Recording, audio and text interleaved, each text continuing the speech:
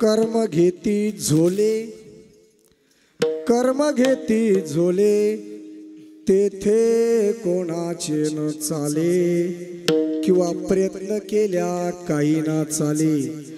चौघ पुत्र राजा दशरथा, चौघ पुत्र राजा दशरथा, अंतकाळी एकही नव्हता।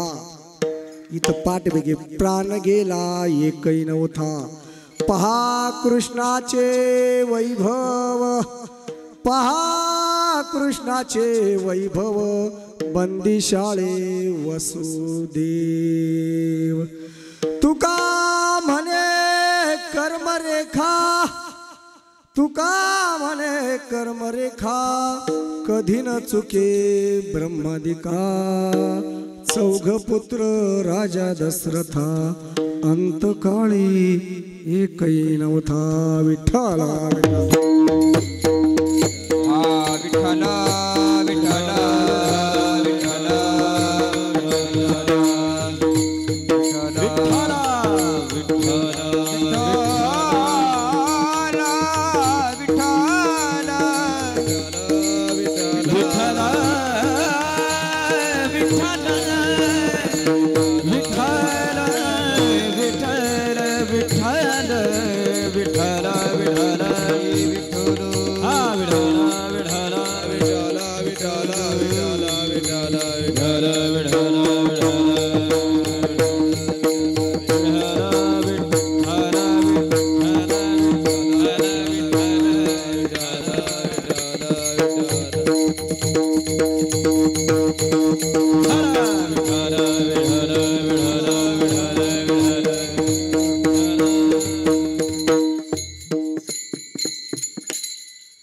कर्म घेती झोले, तेथे कोणाचे न चाले। चौघ पुत्र राजा दशरथा, अंतकाळी एकही नव्हता। पहा कृष्णाचे वैभव, पहा कृष्णाचे वैभव, बंदिशाळे वसुदेव। तुका म्हणे कर्मरेखा, तुका म्हणे कर्मरेखा, कधी न चुके ब्रह्मादिका। चौघ पुत्र राजा दशरथा, प्राण गेला एकही नव्हता। पांडुरंगा करो प्रथम, पांडुरंगा करो प्रथम नमः, पांडुरंगा करो प्रथम नमः। चरणा संतांचे सारे चरण संतांचे या, सारे चरण संतांचे या। पांडुरंगा करो प्रथम नमन, प्रथम नमन, पांडुरंगा करो प्रथम नमन, पांडुरंगा करो प्रथम नमन। चरण संतांचे या, सारे चरण संतांचे या, सारे चरण संतांचे या। संत कृपादाने कथेचा विस्तारू, बाबाजी सद्गुरु दास तुका। प्रथम नमन करकरनाथ उमा शंकराच्या सुता, तया चरणावरी ठेवून माता साष्टांगात दंडवट। दुसरी बंधू सारजा, जी चतुराला जात्मदा, वाक्सिद्धी पाविजे सहजा, तिच्या चरणी माझे नमन दंडवट। आता बंधू देव ब्राह्मण, ज्यांचे पुण्य पावन, प्रसन्न होते श्रोते जन, तया माझे नमन दंडवट। आता बंधू साधू सज्जन, नित्य हृदय हरीचे ध्यान, विठ्ठल नाम उच्चारती, तया माझे नमन दंडवट। आता बंधू रंगभूमिका, कीर्तने उभे होते लोका, टाळ मृदंग श्रोते देखा, तया माझे नमन दंडवट। ऐशे नमन करून या सकळा, ऐशे नमन करून या सकळा, हरिकथा बोले बोबड्या बोला, अज्ञान म्हणून चालवी कळा, नामा म्हणे विठ्ठला विठ्ठला विठ्ठला विठ्ठला विठ्ठला। कर्म घेती झोले, तेथे कोणाचे न चाले।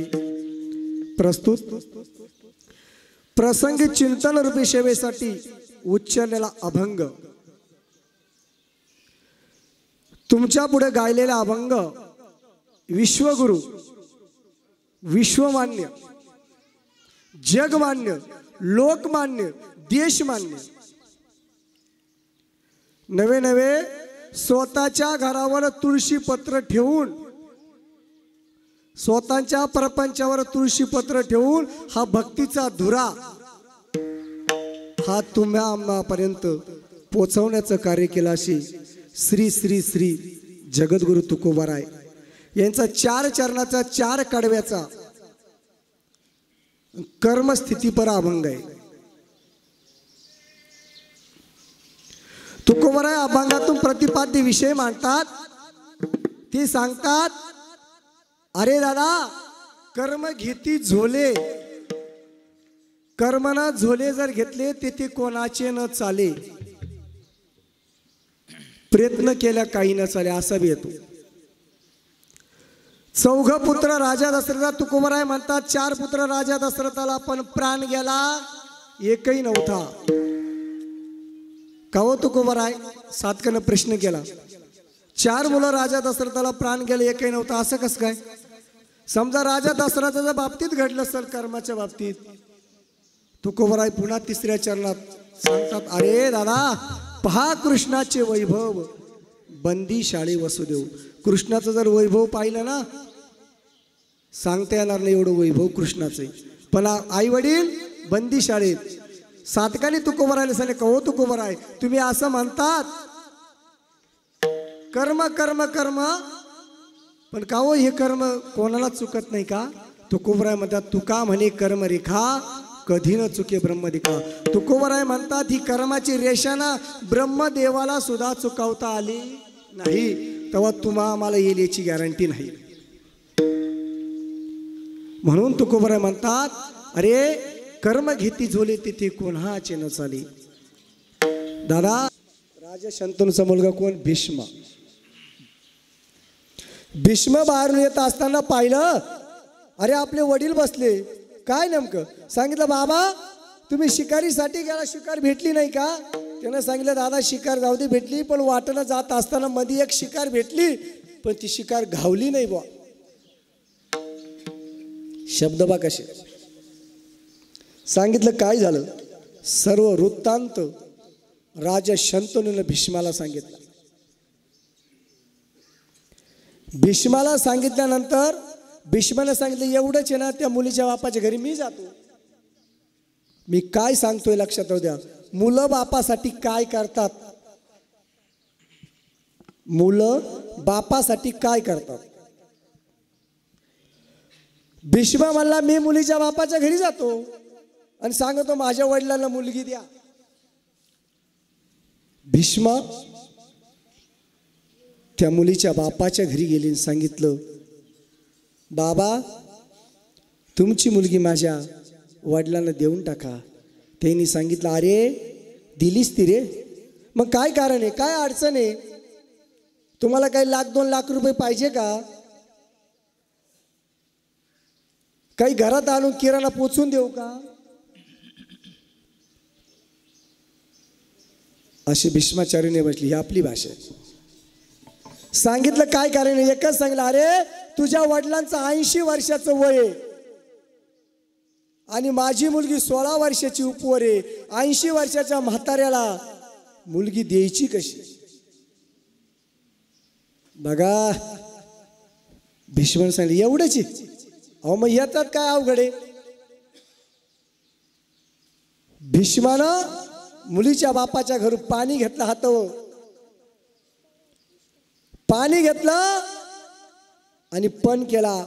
सांगितलं, हो तुम्ही जर माझ्या वडिलांचं 80 वर्षाचं वय म्हणून देती नाही ना, माझ्या वडिलांचं 80 वर्षाचं वय म्हणून देती नाही ना, मग एक काम करा, माझं 22 वर्षाचं तारुण्य मी माझ्या पिताला देतो आणि 80 वर्षाचं म्हातारपण मी स्वीकारतो. मुलानं आपल्या बापाला 22 वर्षाचं तारुण्य दिलं आणि 80 वर्षाचं म्हातारपण स्वीकारलं. तेव्हापासून पितामा भीष्माचार्य म्हणला. पितामा, भीष्माच्या पुढे पितामाच पदवी लागली. त्या मुलीच्या बापानं सांगितलं, एवढंच थोडं आहे, एवढं मी मुलगी देत नाही. का देत नाही? अहो तुम्ही त्यांच्या पहिल्या पत्नीचे संतान आहे, पहिल्या पत्नीचा मुलगा आहे. यदा कदाचित माझ्या मुलीला मुलं झाले, तुमचे वडील राजा शंतनू कधीतरी गेल्यानंतर राजगादीवर वडील मुलगा म्हणून तुम्हाला बसण्याचा अधिकार राहील. माझ्या मुलीपासून झालेले मुलं दास्यत्व म्हणून राहतील, त्यामुळे मला मुलगी द्यायची नाही. पितामह भीष्माचार्याने त्याच दिवशी सांगितलं, मी राजगादीवर बसणार, मी गादीवर बसणार नाही.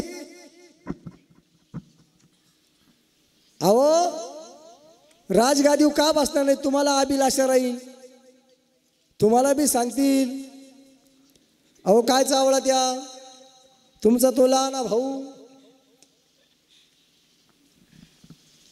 त्यानं खालचा कबांध करून घेतला. आपल्याला 3 पाट जमीन कमी आहे, म्हातारा म्हातारी त्याच्यात ते देतील त्याच्या नावी करून. समजलं का तुम्हाला? या आपलंही त्यांचं नाही.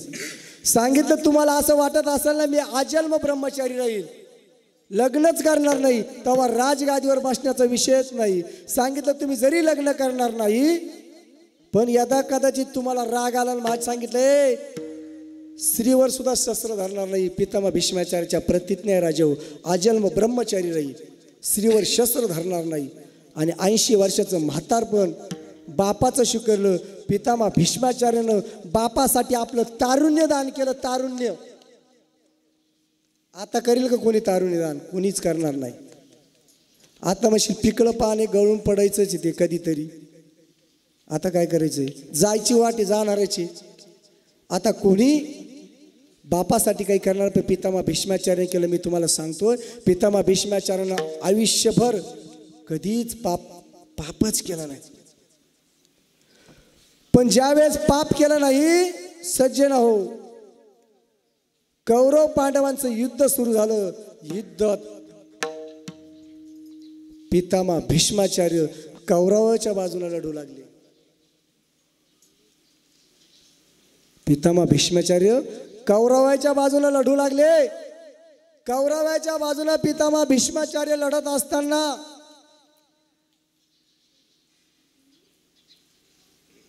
शेवटी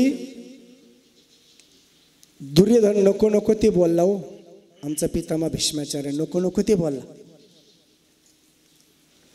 सांगितलं तुम्ही आमच्या पक्षात राहतात, आमच्या बाजूने युद्ध करतात, पण बाजू पांडवांची धरतात, आमची नाही धरत. आमचं एक एक कौरव सैन्य कमी होतंय, पांडवांचं अजून 8 दिवस युद्ध सुरू होऊन झाले, एकही गेला नाही, एकही नाही. नेमकं तुम्ही हाय कोणाच्या बाजूने असं सांगत. पितामह भीष्माचार्याला राग आला आणि सांगितलं, उद्या पांडव राहतील नाही ते मी राहील. प्रतिज्ञाच केली. ती प्रतिज्ञा बी आमच्या भगवंतानं, तुम्हाला सगळ्याला माहिती, तिने ती पूर्ण होऊ दिली नाही. मला त्या कथेत घुसायचं नाही. ती होऊ दिली नाही, पूर्ण झाली नाही. शेवटी अर्जुनानं पितामह भीष्माचार्याला बाण मारला. सज्जन हो, पितामह भीष्माचार्य साधे नव्हते, इच्छा मरणी होती. मनात येईल तेव्हा मरायचं, मनात येईल तेव्हा मरायचं. आमची एकनाथ महाराजांसारखे होते, जेव्हा मनात येईल तेव्हा मारायचं. पितामह भीष्माचार्याला इच्छा मरण असताना सुद्धा अर्जुनानं बाण मारला. बाण मारला तर पितामह भीष्माचार्य खाली पडले.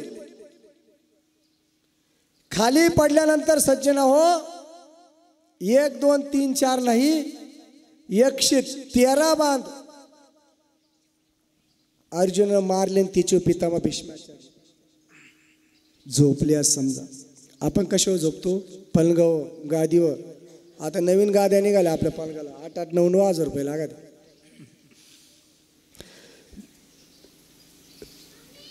त्या गादीवर आपण बसलो का फुटभर खाली जातो. पितामह भीष्माचार्याचे 113 बाण मारले.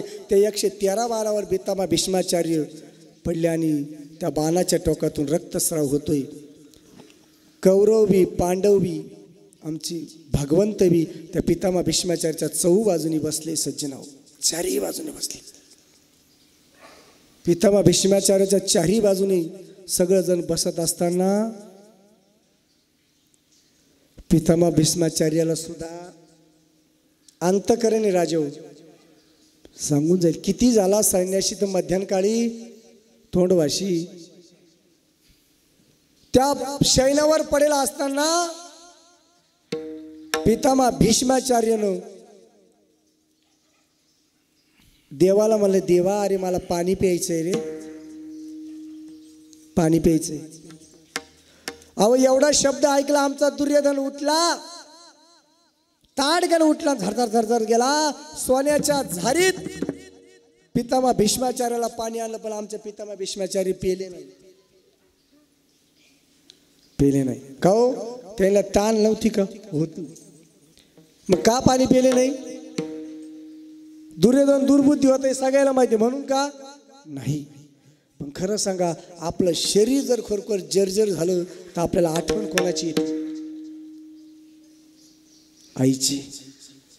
शेवटी भगवंतन फक्त आमच्या अर्जुनाकडे असं पाहिलं, अर्जुना काय म्हणता पिताश्री? अर्जुना ताडकन उठले, धनुष्याला बांध लावला, पितामह भीष्माचार्याच्या मुखाजवळ खाली मारला. खालची भोगावती गंगा वरती आणली आणि पितामह भीष्माचार्याला पाणी नव्हतं प्यायचं. राजू, पितामह भीष्माचार्य गंगेचा पुत्र, पितामह भीष्माचार्य गंगेचे पुत्र होते. आईची आठवण झाली. अंतकाळाच्या वेळेत होईना आमच्या अर्जुनानं आईचं दर्शन घडून दिलं. मग पितामह भीष्माचार्यानं आईचं दर्शन घडल्यानंतर आमच्या भगवंताचा 1000 नावाचा ग्रंथ मुखातून बाहेर पडला.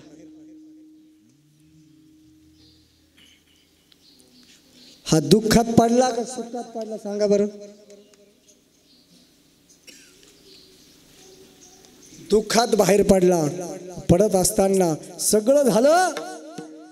पितामह भीष्माच्या मुखातून ज्ञानाची गंगा वाहू लागले. ज्ञानाची गंगा वाहत असताना इतकी गंगा वाहते, इतकी गंगा वाहते, पितामह भीष्माचार्य सगळे शांत झाले. सांगितलं, ए कृष्णा, अरे अजून उत्तरयान लागायला किती दिवस बाकी रे? सांगितलं 22 दिवस बाकी. बाण मारल्यापासून 22 दिवस पितामह भीष्माचार्य त्या षडपंजरी राहिले. आणि भगवंताला मग प्रश्न विचारला, देवा अरे बापासाठी तारुण्य दान केलं, आजल मी ब्रह्मचारी राहिलो, कोणत्याही स्त्रीक वाईट नजरेनं पाहिलं नाही. अरे रात्रंदिवस तुझं चिंतन केलं, ह्या जन्मी मला पाप घडल्यासारखं कधी वाटलं नाही रे. पण मला 22 दिवस या षडपंजरी पडावं लागलं. याचं एकमेव कारण काय? तेच तुकोबराय अभंगाच्या पहिल्या चरणात सांगतो. कर्मा घेती तुले, कर्मा घेती तुले, कर्मा घेती तुले, कर्मा घेती तुले, कर्मा घेती तुले.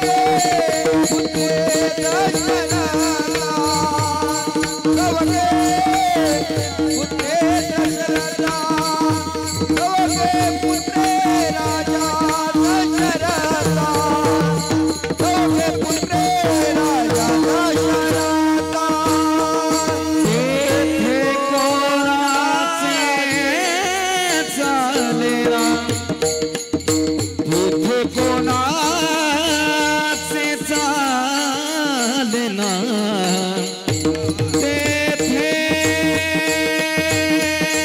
कोणाचे चालना चालना तेथे कोणाचे चालना चौघे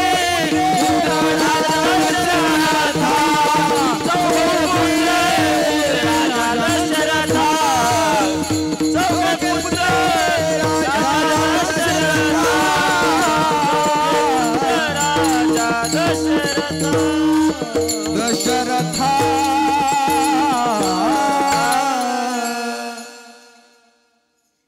तुकोबराने गोड उत्तर देत. कर्म घेती झोली. पितामा भीष्माचार्याला भगवंत सांगितले, पितामा तुमचं कर्म तुम्हाला भोगावं लागलं. सांगितलं मी काय कर्म केलं असं.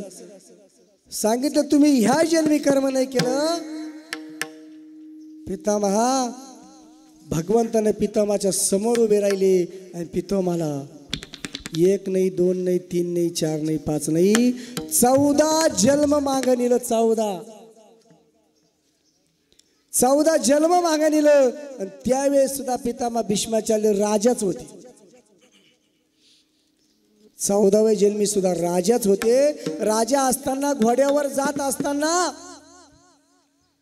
अंगात राज नावाची मस्ती होती. आणि चालत असताना वाटेनं चालताय बाणाचं टोकी भाणाय संग. आणि वाटेनं जात असताना एक सरड्या दिसला रस्त्यात. आणि फक्त तो सरड्या असा बाणाच्या टोकानं उचलला ना असा फेकला. तो सरड्या साबर ताटीवर जाऊन पडला. सज्जनाओ त्या सरड्याच्या अंगात जेवढी काटे भरले तेवढेच बांध आमच्या पितामह भीष्माचार्याला लागले.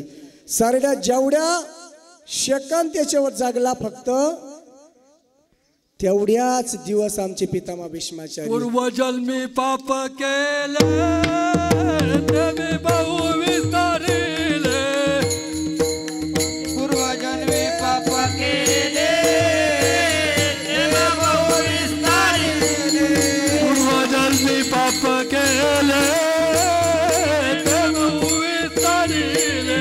पूर्वजन्मी पाप केले देवी बहु विस्तारिले.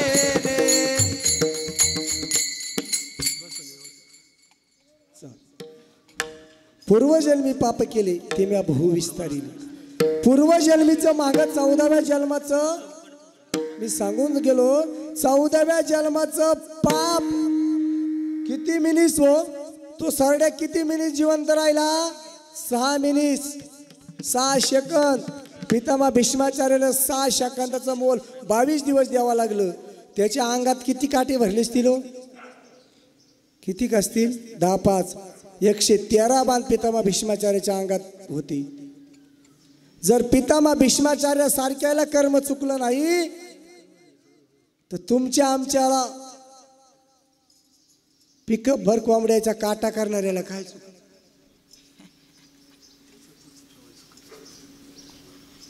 माफी मागू. आता ह्या महिन्यात सगळे सज्जन आमच्या ढोकबाबाचं वाक्य आहे. श्रावण महिन्यात पहा कोंबडी कशी चालती म्हणे. मागं पिलं पुढं पिलं अख्खा परिवार घेऊन. तिला विचारांना श्रावण संपले हो. ते असेच म्हणतात कोंबडी आज एकटी फिरते काय. परिवार कुठे पिलकते म्हणे. ले गई चिल्ली ले गई बिल्ली हो गई वाटा. आपलं काय पितामह भीष्माचार्याला कर्म चुकलं नाही. मी कर्म सांगतोय. तुमचं आम्हाला काय चुकल. म्हणून तुकोबराय म्हणता अरे कर्म घेती झोले ते कोणाचे. का हो तुकोबराय. तुकोबरायने 7 काला प्रश्न केला. अहो पितामह भीष्माचार्याचं कर्म चुकलं असेल फक्त. होती माणसाकून चूक कोण म्हणे होत नाही.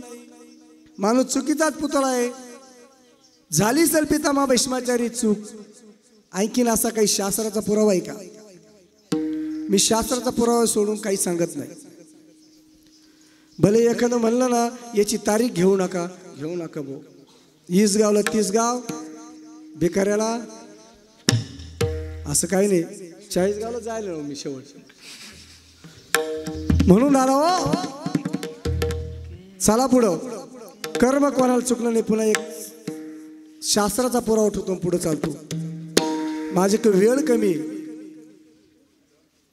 आणि तुम्हाला भुका लागले, मी काय खाऊन येईल माणूस. सज्जन हो, कोणाला कर्म चुकलं नाही. ज्या वेळेस कौरवाचा नाश झाला आणि एकही पांडवच्या केसाला सुद्धा धक्का लागला नाही, अख्खे कौरवाचा नाश झाला. नाश कौरवाचा नाश झाल्यानंतर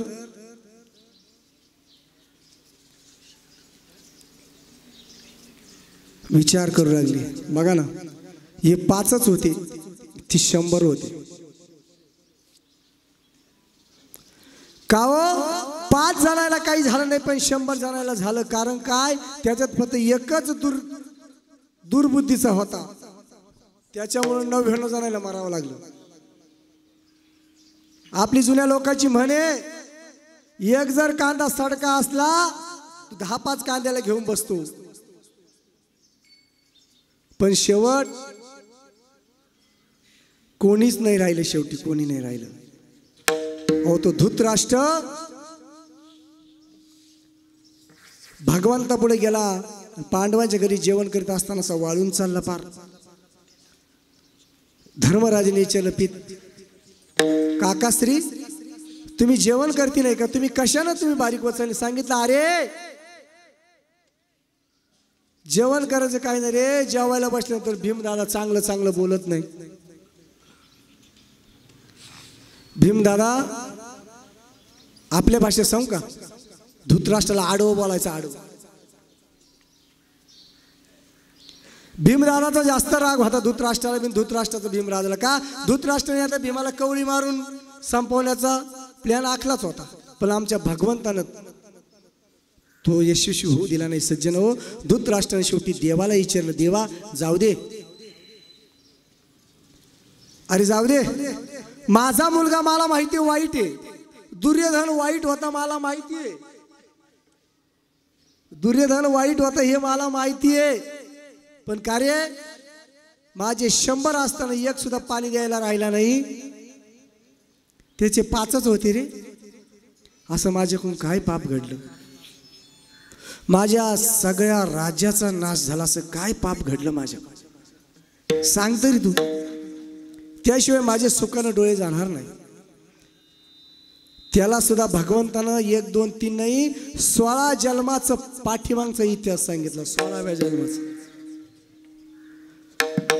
16व्या जन्माचा इतिहास सांगितला. अरे धृतराष्ट्रा, तू राजा होता रे, तेव्हा पण तुमचं राजघराण्याची परंपरा आहे. तू राजा होता, राजा, आणि त्यावेळी जंगलात गेला, तुला पण जंगलात दिवसभर शिकार भेटली नाही. शिकार भेटली नाही म्हणून तुला राग आला. राग, इतका राग आला, इतका राग आला, इतका राग आला, इतका राग आला. किती राग आला, आता तुम्हाला जसा माझा आला तसा आला ना तुम्हाला माझा आला का नाही आला, त्याला नाही आला.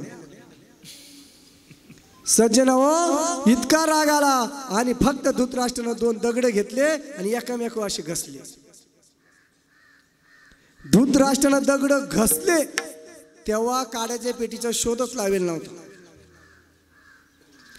तेव्हा अग्नी निर्माण करायचा असाल तर दगड असं सफेद दगड राहायचे रांगोळीसारखे, ते एकामेकावर घसले का अग्नी प्रज्वलित करायचा. तो अग्नी प्रज्वलित करायचा आणि मग अग्नी, तसंच ते केल्यानंतर अग्नी प्रज्वलित झाला. त्या जंगलाला आग लागली. जंगलाला आग लागली, धारधार धारधार धारधार धारधार धारधार जंगल पेटू लागलं. पेटत असताना त्या जंगलात एका सर्पिणीनं 100 अंडे घातले होते. किती 100? मी तुम्हाला कर्म सांगतो, जास्त काय. 100 अंडे त्या सर्पिणीनं घातले होते. 100 अंडे घातल्यानंतर त्या सर्पिणीनं ती आग येताना पाहिली, तिने ती विझवण्याचा प्रयत्न केला, पण आग हिजाना. काही केल्या आग हिजाना, सर्पिणीनं आग हिजाना. तिनं फुंकारी मारून पाहिले, सगळं करून पाहिलं, पण आग हिजाना. आग हिजलीच नाही. त्या आगीच्या धुरानं त्या अग्नीनं त्या सरपणीचे डोळे गेले आणि तिचे 100 अंडे घातलेले पिलं भस्मगत झाले. भस्मगत झाल्यानंतर त्या सरपणीनं शाप दिला. काय शाप दिला हो? ज्यानं कोणी ह्या जंगलाला आग लावली सल, ज्यानं कोणी ह्या जंगलाला आग लावली सल त्याचे मुलं त्याच्या डोळ्यात देखत मरतील, तो जन्माताच आंधळा राहील. म्हणून धृतराष्ट्र जन्माताच आंधळा होता. सरपणीचा शाप 16व्या जन्मी खरा ठरला. 100 मुलं डोळ्यात देखत गेले सज्जना हो. म्हणून कर्म घेती झोले. केले कर्म झाले त्याची भोगाले. केले कर्म झाले त्याची भोगाले. हे हे केले कर्म झाले त्याची भोगाले. केले कर्म झाले त्याची भोगाले. केले कर्म झाले त्याची भोगाले. उपजले मेले ऐसे कीर्ती हरिमुखी गाता. हरपरी चिलता हरिमुखी गाता. हरपरी चिलता हरिमुखी गाता. हरपरी चिलता हरिमुखी गाता. हरपरी चिलता हरपरी चिलता. महाराजांनी समर्पक प्रमाण दिलं. केले कर्म झाले त्याची भोगा आले. उपजले मेले ऐशे किती. आमची एकनाथ महाराज म्हणते अरे उपजले किती, जन्माला आले किती, मेले किती याची गणती नाही. किती किती गेले याची गणतीच नाही. खरं सांगा, मोठ्या मोठ्या साधूला चुकलं नाही, मोठ्या मोठ्या मुनीला चुकलं नाही. मागचं कर्म आपल्याला चुकल का सज्जन हो? आपल्याला सुद्धा चुकत नाही. तुम्ही म्हणशाल कसं चुकत नाही? चुकत नाही, मी सांगतो. बऱ्याच वेळा तुम्हाला अनुभव येईल असेल बघा ना. बऱ्याच लोकांचा असा एक भ्रम आहे. तो भ्रम असा आहे सज्जना हो की मी आज माळ घातल्यानंतर, मी आज माळ घातली, मला उद्या देव भेटावा, मला उद्या देव भेटावा आणि परवा दिवशी माझा कांद्याचा ट्रॅक्टर लासलगावला गेलो 2000 रुपये जावा, अशी आपली अपेक्षा राहते. असं नाही सज्जन हो. कर्म आपण जरी माळ घातली, आता मी तुमच्या पुढे उभा आहे बोलतोय टमा टमा टमा टमा, मी किती बोलतोय, मग मला माझं कर्म चुकल का? मी काय म्हणायचं, मला कोणतंच दुःख आलं नाही पाहिजे. नाही हो, दुःख येणार का?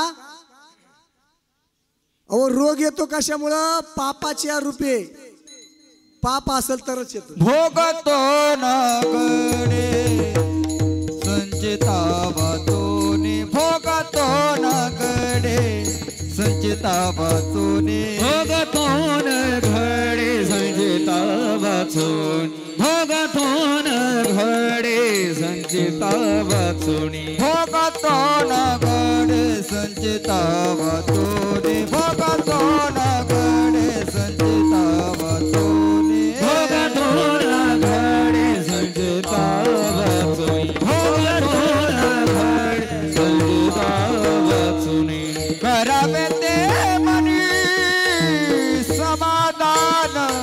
करावे ते मनी समाधान. मानवोने मनी मानू नाही. मानवोने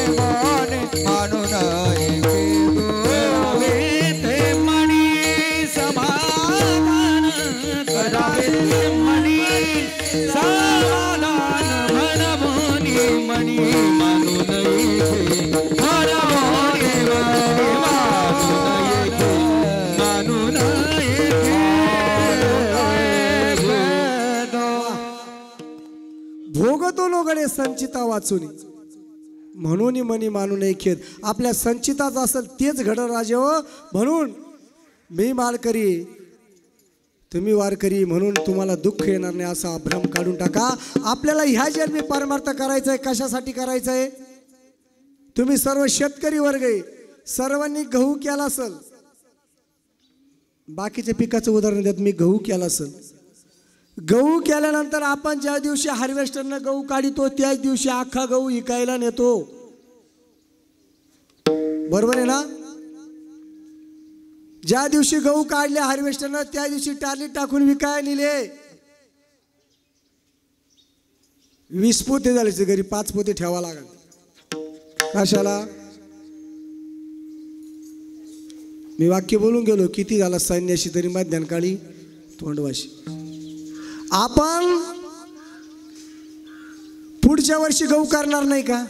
करणारी. पुढच्या वर्षी धान्य पेरणार नाही का? पेरणारी. तरी ह्या वर्षी करून ते पोत्यात साठवून का ठेवतो? का पुढचं धान्य येईपर्यंत आपल्याला उदर भरण्यासाठी काहीतरी पाहिजे. पुढचं धान्य निर्माण होण्या वस्तू आपल्याला काहीतरी पोट भरण्यासाठी पाहिजे. तसंच सज्जनाओ ह्या जन्मात परमार्थ का करायचा आहे? का पुढचा जन्म सुखकर व्हावा. जसं आपण 5 पोते ठेवतो का इथून पुढचे 12 महिने सुखकर खाता येईल. त्यासाठी ह्या जन्मात परमार्थ करून घ्यायचा आहे का पुढच्या जन्मापर्यंत पुढच्या जन्मात सुखरूप खाता येईल. सोडविनय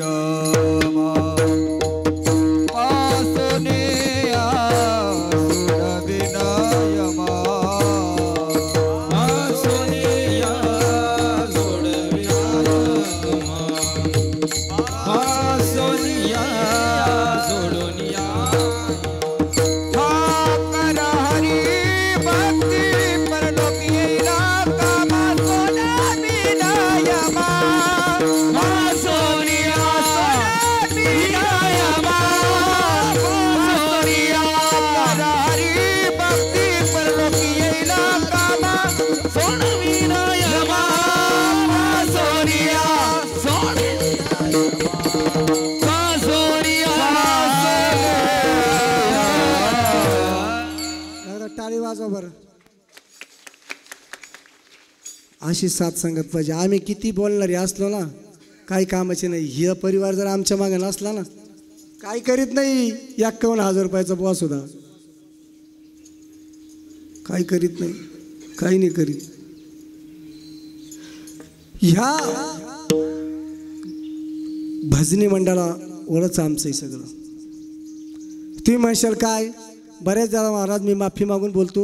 बऱ्याच लोक म्हणतात बा हे लोक लय पैसे घेतात. पण तुम्हाला काय सांगावा त्याला माहिती एक एक राग आळवायला काय काय करायला. यायला माहिती एक एक सरपडी बसवायला. सोपं नाही राजू. सोपं नाही. मी मा एका पोरला घेऊन वर्ष पण 22च बोल झाले. आत तशी बसतीच नाही. हातच चालत नाही. सोपं एवढा गोड हाते आमच्या कार्तिक दादाचा. गोड गायीने असं वाटतं की तुम्हाला 5 वाजेपर्यंत सोडूच नाही. जाऊ द्या ना. गणगोतच गाय मा मित्रवर्गच गावी. आजचे दिवस जसे काय तुम्ही कांदे लावलेत नाही लावतीच नाही. आमच्याकडे चालू आहे. सज्जन हो कर्माच्या व्यतिरिक्त काही चालत नाही. तुम्ही म्हणशाल कसं काय? धृतराष्ट्राला कर्म चुकलं नाही. पितामह भीष्माचार्याला चुकलं नाही. नवे नवे तुम्हाला सांगून जाईल का हो तुकोबराय. सातकाने तुकोबरायला प्रश्न केला. तुकोबराय तुम्ही म्हणतात अहो कर्म त्यांना चुकलं नाही का? कर्म घेती झोले तेथे कोणाची न झालंय. कोणाचं चालत नाही. कशावरून कोणाचं चालत नाही? अहो तुम्हाला मी पुरावा देऊन पुढे चालतो. कोणाचं चालत नाही. अहो काहीच देवापै इतका वशिला आहे त्यांना सुद्धा कर्म चुकलं नाही. तुम्हाला देवापै कोणाचं वशिला आहे सांगू का? सांगू का? मला आम्हाला काय माहिती. तुला काल आणली. अहो सगळ्याला माहिती.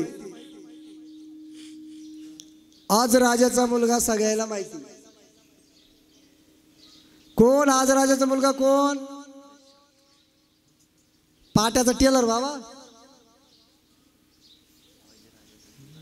आज राजाचा मुलगा राजा दशरथ. राजा दशरथ सर्वसामान्य माणूस नव्हता. सज्जन फुकट नाही देव पोटी आले. आपल्याला स्वप्नात येईना 2-2 तास 3-3 तास मांडी घालून अजून केरो बाबाचा नुसती दिव्य दृष्टी उजेड दिसना. राजा दशरथाच्या पोटी देव आले. देव साधं भाग्य असेल का? पण राजा दशरथ सुद्धा कर्म सांगतो तुम्हाला. मी फक्त कर्म सांगणार आहे.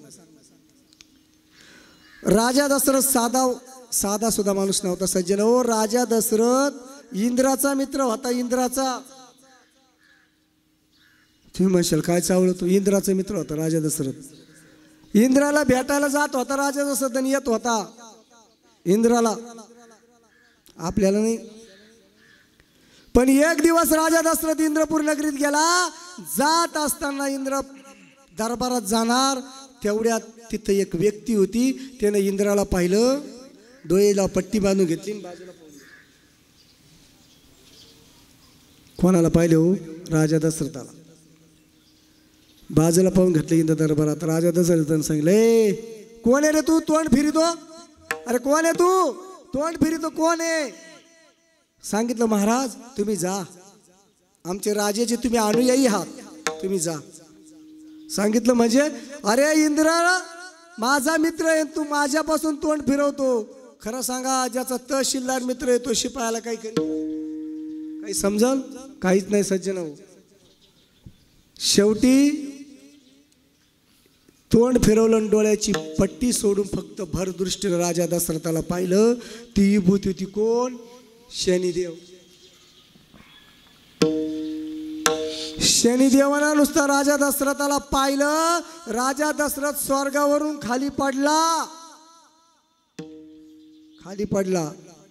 खाली पडत असताना राजा दशरथ खालून जटाई नावाचा पक्षी चालला होता.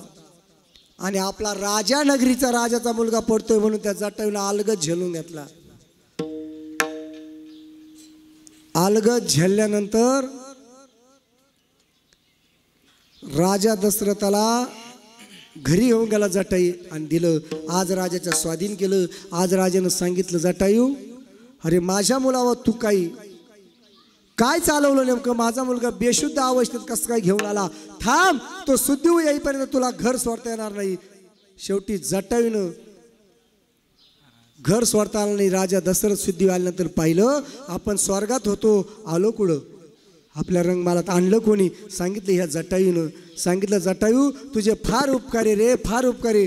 बोल तुला माझ्याकडून काय पाहिजे? आता जर जटायूनं राजा दशरथाकडे मागितलं असतं मला सोन्याचा पिंजरा बनवून म्हणजे महाल बनवून द्या तरी दिलं असतं. मला मिष्टान्न खायला द्या तरी दिलं असतं. पण राजाकडं मागावं काय? नाही तर आपले आहे ना देव प्रसन्न झाला आणि काय दे म्हणला? काय नाही म्हणे माग गाय छापा आहे तो अगं सुनेची पिढी आहे कधी. असं नसलं पाहिजे.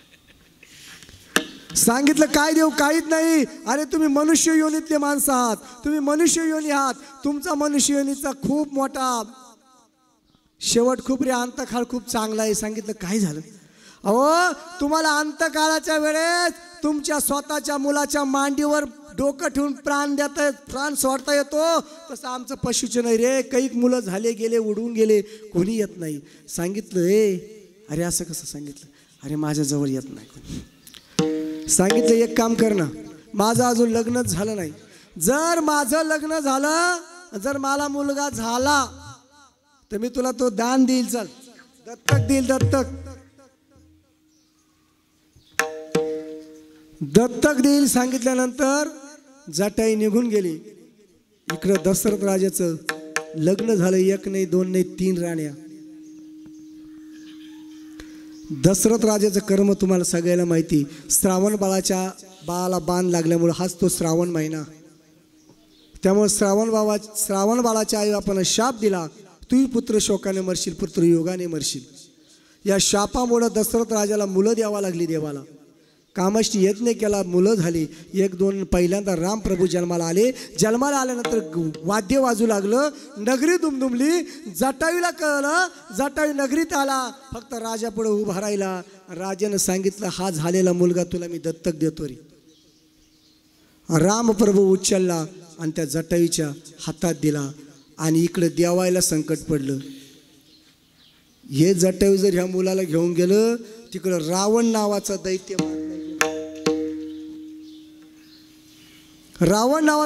मारला. त्याचं काय? नारद मुनी तिथं आले. नारदाने सांगितलं, ए जटायू तू कुठे चालला ह्या लेकराला घेऊन? सांगितलं, मला दान केलंय, दत्तक दिलंय, असं माझं दत्तक पत्र ठरलंय, मला दत्तक दिलेला मुलगा आहे. सांगितलं, ए तुझी शेवटची इच्छा काय एवढं सांग. ह्या मुलगा कशासाठी चालवला? काहीच नाही, याच्या मांडीवर मला मरण आलं पाहिजे. साधूनं सांगितलं, नारदानं संतानं सांगितलं, जाय तुझी इच्छा भगवंत पूर्ण करील. सोड ते बाळाला इथं. पुन्हा दशरथ राजाला ते बाळ अर्पण केलं, परत दिलं. जटायू निघून गेला. पुढं कथा भाग तुम्हाला माहिती आहे. कर्मनं घाला घातला. कैकेयीला दुर्बुद्धी सुचली. आमच्या रामप्रभूला वनवासाला पाठवलं. रामप्रभू वनवासाला गेले, लक्ष्मण वनवासाला गेले, सगळे वनवासाला गेले. सज्जनाव 2 वनवासाला गेले, 2 मामाच्या घरी गेले. आणि इकडं आमची सीतामाई आमच्या नाशिकवरून रावणानं चोरली. चोरल्यानंतर रावणानं चोरली. सीतामाई घेऊन जात असताना पाहिली कोण? जटायूनं. रावणाशी युद्ध केलं. जटायू धारा तीर्थ पडला. तिथं रामप्रभू गेला. रामप्रभूनं जटायूला उशी मांडी दिली. नारदानं सांगितलेल्या वचनाप्रमाणे तुझा ह्या पोराच्याच मांडीवर आत्मा जाईल. आणि सांगितलं जटायूला रामप्रभूनं आपल्या पितांबरानं पुसलं. रक्तानं भरलेलं असताना सांगितलं, बोर जटायू तुला काय करते ना? सांगितलं, काहीच नाही राजा, आता मोक्ष, मरायचे आता नाही. सांगितलं, का? थोडं मागे जाय ना तू, 6 महिने मागे जाय. अरे राजा, ज्यावेळेस तू वनवासाला निघाला ना, वनवासाला निघाल्यानंतर तुझा बाप दादा सायाला राम राम राम म्हणून गतप्राण झाला. तुकोबराईनं सुद्धा ते उभे दुसऱ्या चरणात चवगे पुत्र राजा दशरथा, चवगे पुत्र राजा दशरथा, चवगे पुत्र राजा दशरथा, चवगे पुत्र राजा दशरथा, चवगे पुत्र राजा दशरथा, चवगे पुत्र राजा दशरथा, चवगे पुत्र राजा दशरथा, चवगे पुत्र राजा दशरथा, एकही नवतांत काळे, एकही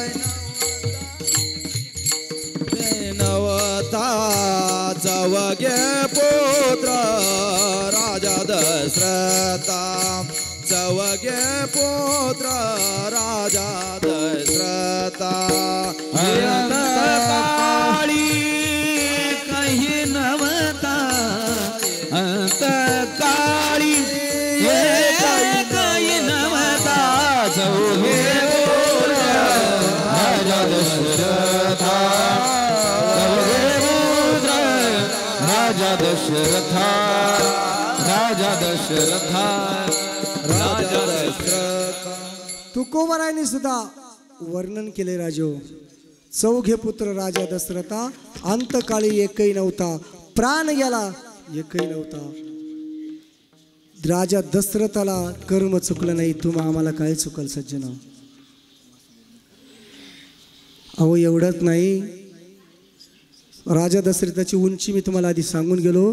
एवढ्या मोठ्या उंचीचा महात्मा असताना सुद्धा त्याला आपल्या कर्मनं सोडलं नाही.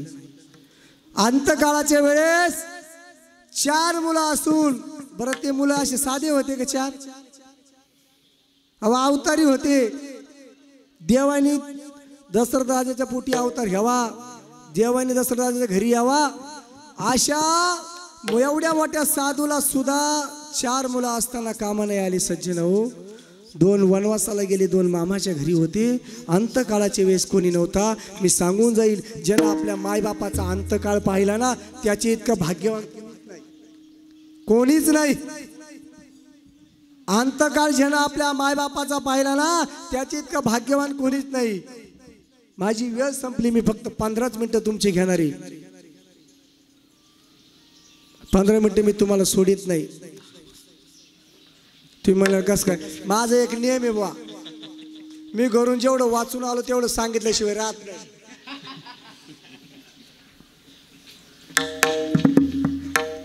आणि जवळ माझं मला आठवत तर तुम्हाला ऐकावंच लागेल.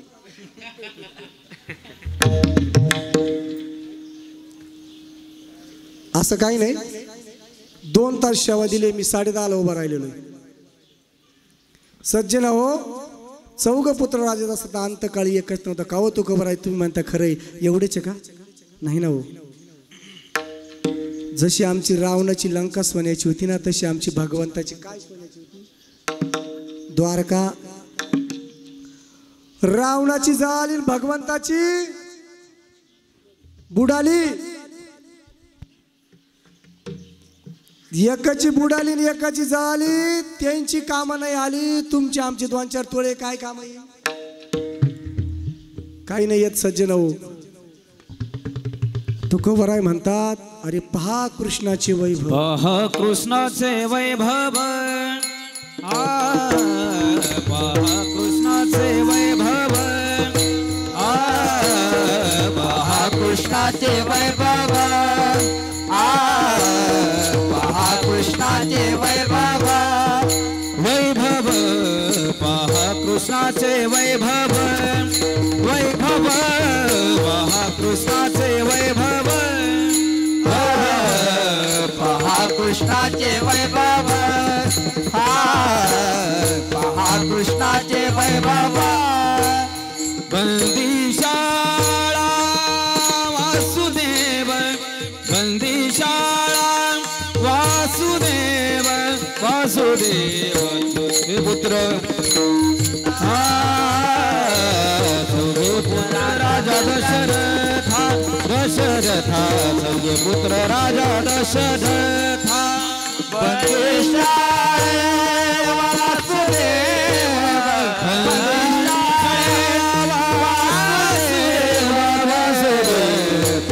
पुत्र राजा दशरथ.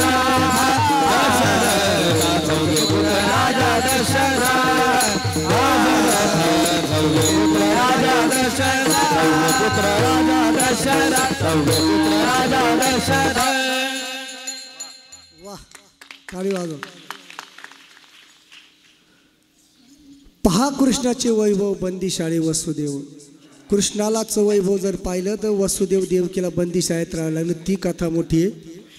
देवकीचे 6 का मारले तिची कथा. तिचंही कर्मच होतं. मागचंच कर्म तिनं भोगलं.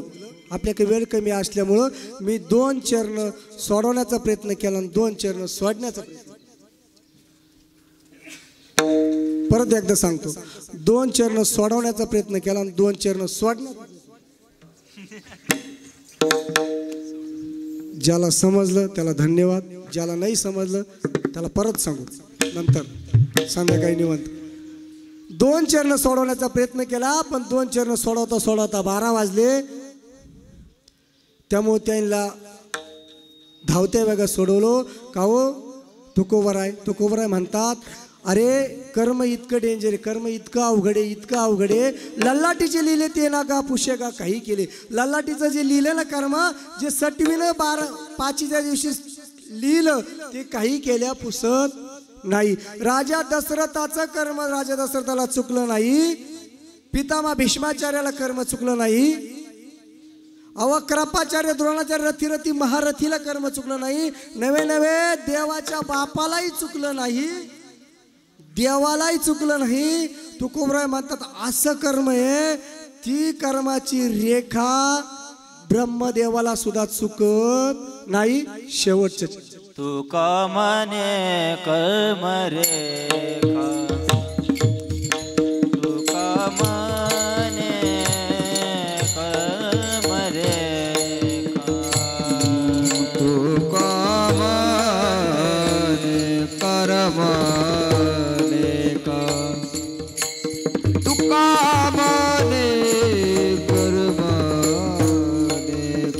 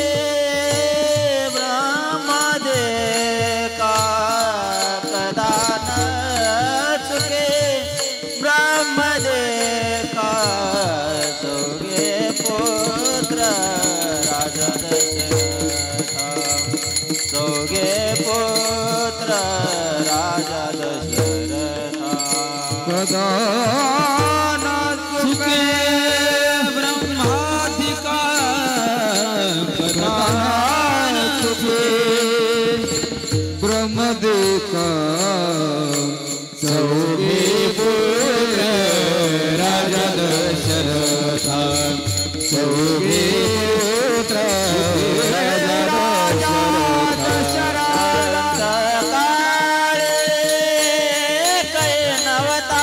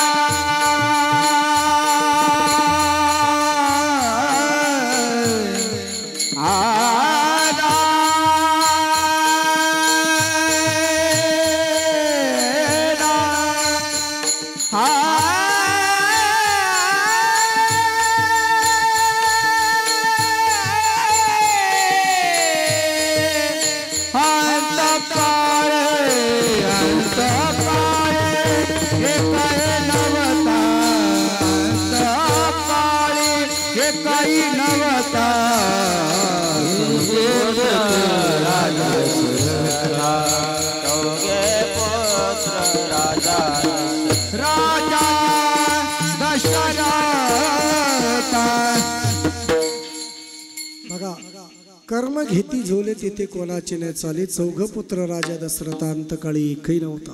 पहा कृष्णाचे वैभव बंदीशाळे, वसुदेव तुका म्हणे कर्म रेखा, कधी न चुके ब्रह्मदिका. तुकोबराय म्हणतात ब्रह्मदेवाला सुद्धा कर्मरेखा चुकली नाही, तुम्हा आम्हाला काही चुकणार नाही. तुम्हाला आम्ही सर्वजणांनी काही त्रास दिलाच नाही. थोडा 2 मिनिटासाठी त्रास देतो. एक लेकरू म्हणून ऐकलं तर ऐकावं. कसं आपलं एखादं लेकरू लहान असतं ते आजीला म्हणतं आजी करी ठबाई करी ठबाई. आजीला माहीत नाही राहत का? माहिती राहते, पण आजीला लेकरच ऐकावं लागतं की नाही. जी आजी लेकरच ऐकते तीच खरी आजी. जी लेकराचेच बिस्किट खाती ती का आजी का?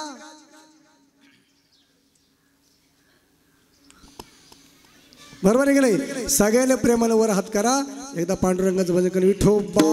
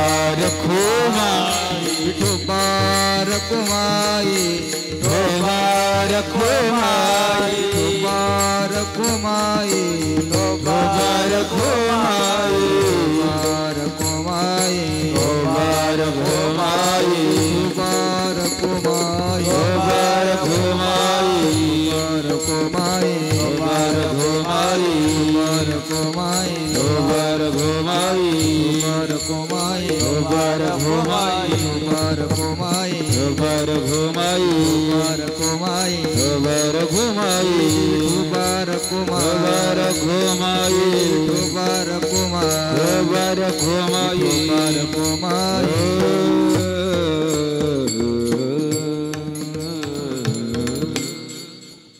जवळजवळ माझी वेळ संपलीची, तरी मी अजून 10 मिनिट घेणारच. च वर अशी अंडरलाईन करा. का? ज्या निमित्तानं तुम्ही आली हे तुम्हाला जर सांगितलंच नाही तर काय. आज आपले दादाभाऊ खैरनार, मी सांगून गेलो यायला 1 वर्ष आपल्यातून जाऊन झालं, पण वर्ष श्राद्ध का करावं लागतं? का करावं लागतो? हे पिंडदान का करावं लागतं?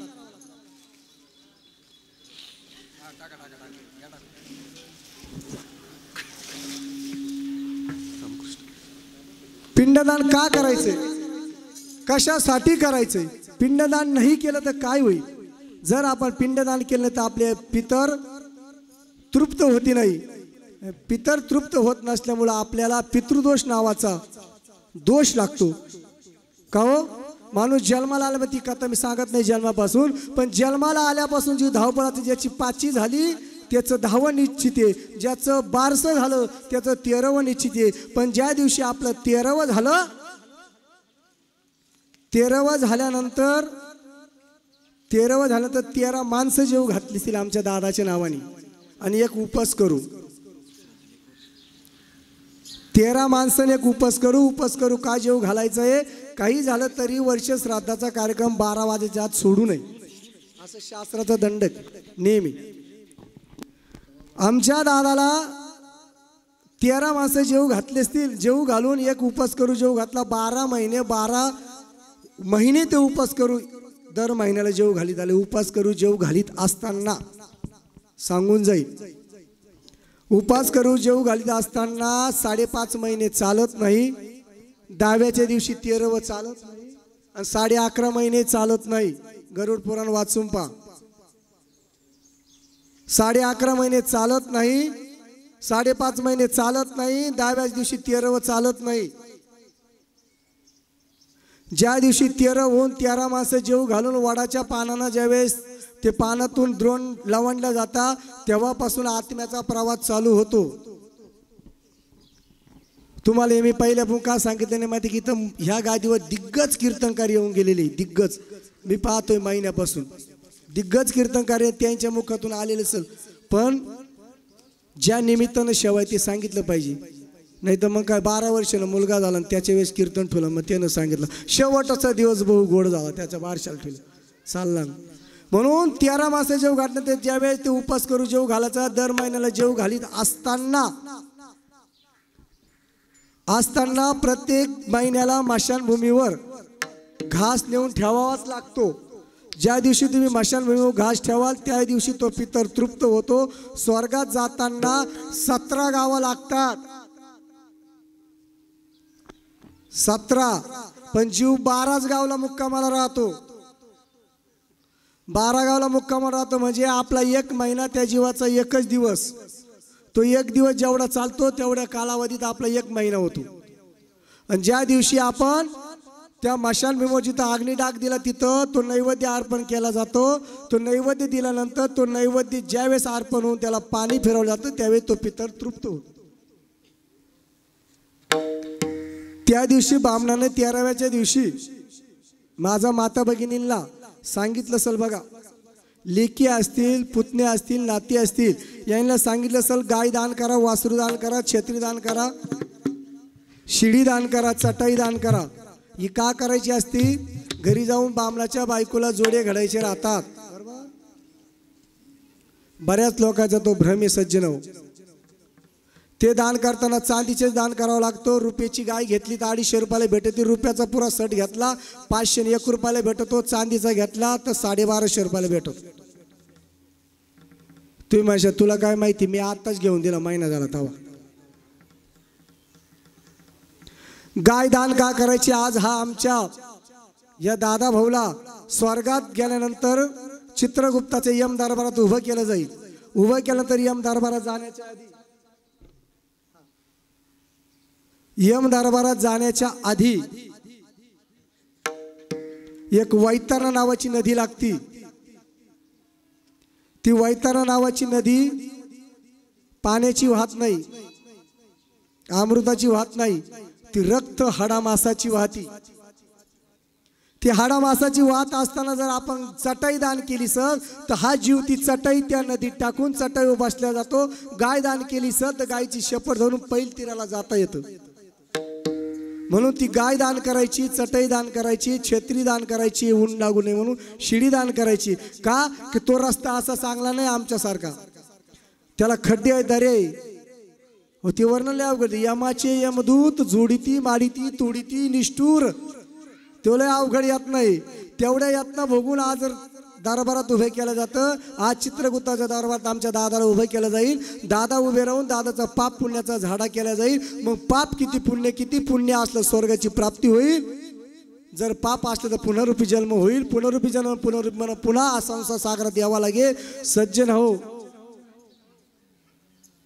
ज्या दिवशी आपलं पाप पुण्याचा झाडा होतो ना, लक्षात ठेवा, जर वडील गेले असतील 6 महिन्यानं सून बाळातीन झाली सल, आई गेली सल 3 महिन्यानं सून बाळातीन झाले तर आपले लोक म्हणते पोटी आलं येत नाही. वर्षभर पोटी आता येत नाही. त्या जीवाचा प्रवास संपेल राहत नाही. ज्या दिवशी आपण वर्षश्राद्ध 12 दिवशी करू ना, बारस म्हणजे ज्या दिवशी वर्षश्राद्ध करू तेव्हा वर्षश्राद्ध 12 महिने का करायचे एकच सांगतो 2 मिनिटात, माझ्याकडे वेळ नाही. 11.5 महिने ब्राह्मण लोक का सांगतात, कोणी ब्राह्मण असत तर माफी मागून सांगतो त्यांची, पण शास्त्र सांगतं जर 12 महिन्याची पूजा ब्राह्मणानं जर केली तर ब्राह्मणाला घरी जाऊन जानवं तोडावं लागतं, नवं घालावं लागतं. आणि नवीन जानवं घालायच्या वेळेस 108 याला गायत्री मंत्राचा जप करावा लागतो, तेव्हा ते जानव परिधान करता येतं. ते जानवाचा 108 याला जप करायचा क्वादा म्हणूनही ब्राह्मण आपल्याला 11.5 महिन्याला हा मानतात. आलं लक्षात? इथून पुढं इथून मागं कोणी 11.5 महिने घातले असते ते घालू नका. 11.5 महिन्यात तो जीव आपला स्वर्गप्राप्तीपर्यंत पोचेल राहत नाही. त्यामुळं 12च महिने घाला. 12 महिने घालीत असताना त्याला मिष्टान, हे ज्ञानदान, कर्मदान, हे सगळं हे का करायचं, अन्नदान करायचंय, ज्ञानदान करायचंय, हे सगळं तिल पुण्य देऊन आपण त्या अशी यमराजाला अशी प्रतिज्ञा करायची की आमच्या दादाला सुखाची जागा दे.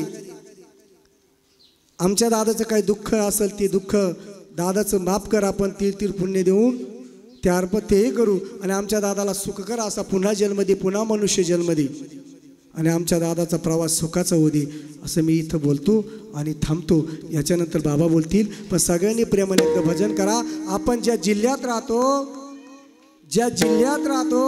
त्या जिल्ह्याचं वैभव असं आमचे विश्वसंत विश्वगुरु निवृत्तीदास दादाचं भजन होईल. नंतर कार्यक्रम संपला.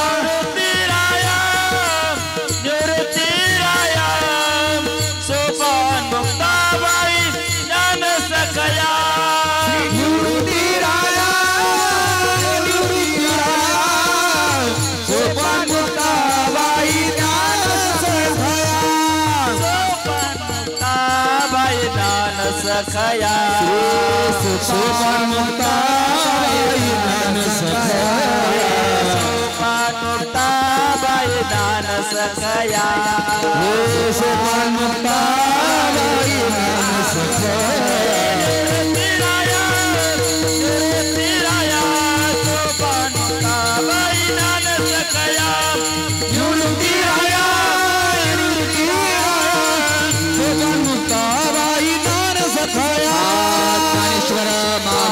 ज्ञानराज माऊली ज्ञानेश्वर माऊली ज्ञानराज माऊली.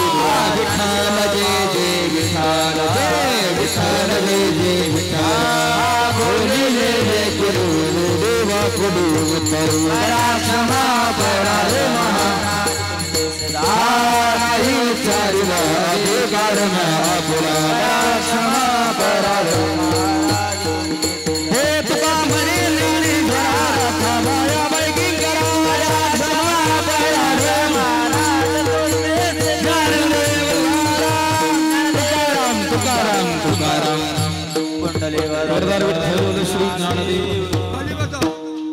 सर्व भजनी मंडळ खाली 2 मिनिटं बाप बंधूंनो माता भगिनीनो आवाज वाढव थोडं.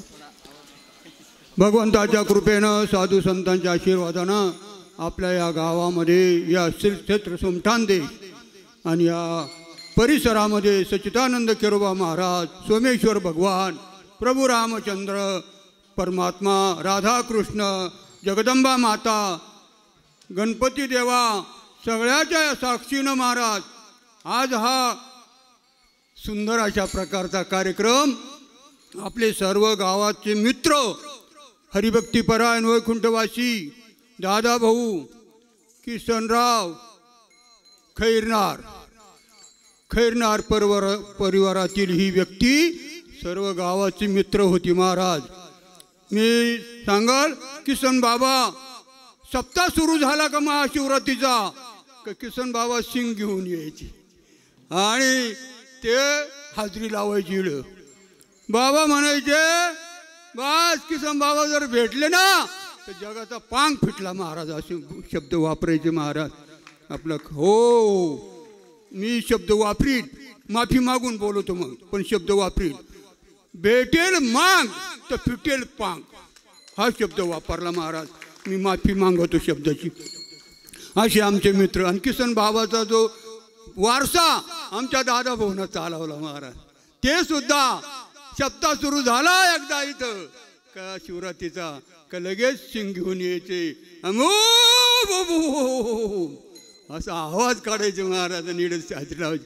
त्यांच्या चिरंजीवांना आपल्या पित्याचं आणि वैभव आणि गुण प्रगट करण्याकरता असे पुरुषार्थी पुत्र पाहिजे महाराज. 3 मुलं हो भाऊसाहेब, दादा खैरनार आणि कैलास भाऊ आणि जालिंदर भाऊ आणि 2 कन्या. त्यांचा हा परिवार अहो चांगला असा कार्यक्रम नाही करता यायचा असं या मुलांनी पुरुषार्थ करून दाखवला. हे मुलं 3ही मुलं सुशिक्षित, समृद्धी अशा प्रकाराने गावाला धरून मिळून कार्य करणारे मित्र मंडळी राहणारे प्रामाणिक सज्जन अशा प्रकारचे आणि त्यांनी हा कार्यक्रम घडून आणला. त्यांना धन्यवाद, त्या परिवाराला धन्यवाद. त्यांच्या मुलाला आपली बाई मागं राहिल्या हरिभक्तीपरायण अनुसयाबाई हो आणि ते सुना मुलं नातू पुतणे वगैरे सर्व परिवार प्रेमळ अशा प्रकारानं सगळ्या माणसाशी मिळून मिसळून वागणारे महाराज असा हा परिवार. आज त्यांचा वडिलाचा महाराज हा पुण्यस्मरण आणि श्रावण महिना आणि अशा या आपल्या सगळ्या गाव या ठिकाणी महाराज हजर आहे महाराज. आज त्यांच्या प्रेमाकरता सगळी श्रेष्ठ मंडळी, गायनकान मंडळी आणि कीर्तन झालं महाराज हरिभक्तीपरायण. दत्तू महाराज ठोके कोलटेकवाले त्यांनी कीर्तन केलं. आमचे पखवाजे सुंदर पखवाज वाजवले कार्तिक महाराज आणि इकडे गायक मंडळी होती. सर्व मंडळींना या ठिकाणी श्रोते मंडळी, माता, महिला सगळ्यांनी आनंद हा भोगला आणि हा आनंद आता हा प्रसाद सगळ्यांनी सेवन करायचं असं त्यांचं मनोगत आहे. आणि त्यांना धन्यवाद. त्यांच्या मुलीला सगळ्याला धन्यवाद.